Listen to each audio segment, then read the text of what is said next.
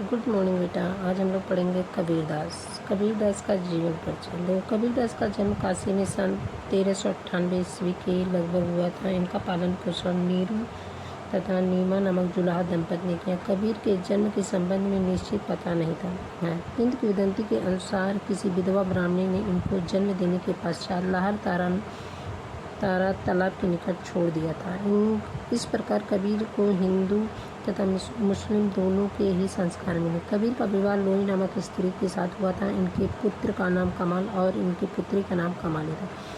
कबीर जुलाहे का काम करते थे, किंतु इनका झुकाव ईश्वर भक्त की ओर था। उन्होंने रामानंद का नाम सुन रखा था। जब रामानंद ने कबीर को शिष्य बनाने से इनकार कर दिया तो वे गंगा तट पर जाकर घाट की सीढ़ियों पर लेट गए।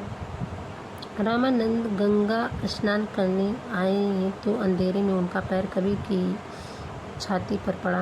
वे राम राम कहते सीढ़ियों पर कहते हुए पीछे हटे। कबीर ने उनके मुख से निकले शब्दों को गुरु मन तथा उनको अपना गुरु बना लिया। कबीर का जन्म मगहर में हुआ था, परंतु वे काशी में रहते थे। कबीर पढ़े लिखे नहीं थे, परंतु तीर्थाटन तथा साधु संगत के द्वारा उन्हें पर्याप्त ज्ञान प्राप्त कर लिया था। कहते हैं कबीर मगहर में मरने वाले को नरक जाना पड़ता है। इस विश्वास के खंडन के लिए कबीर अंतिम समय चले गए मगहर, जहां इनकी मृत्यु 1518 ईस्वी में हुई।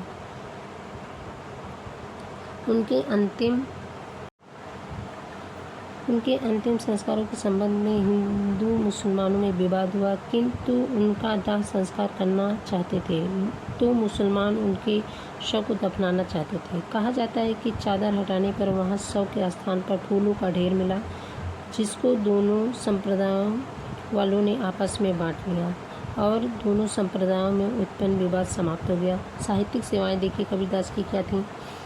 कबीर पढ़े लिखे नहीं थे। उन्होंने स्वयं कहा है कि मस कागज छुए नहीं, कलम गई नहीं हाथ, मतलब वह कापी और कलम कभी छुए तक नहीं थे। वह अत्यंत बुद्धिमान थे। सत्संगत या तीर्थाटन के कारण कबीर को आध्यात्मिक ज्ञान मिला था। काशी विद्वानों की नगरी में रही, इनका भी लाभ कबीर को मिला था। वे जुलाहे का काम करते हुए दोहे और पदों की रचना करते थे। उनकी लिपिबद्ध उनके शिष्य कर लेते थे। कबीर निराकार ईश्वर के उपासक थे। वे हठ योग और रहस्यवाद में विश्वास रखते थे। कबीर की रचनाएं उनके साक्षात अनुभव का परिणाम होने के कारण साखी कहलाती है। कबीर आत्मा को पत्नी और परमात्मा को पति मानते हैं। परमात्मा की प्राप्ति गुरु द्वारा प्रदत्त ज्ञान के बिना नहीं हो सकती है।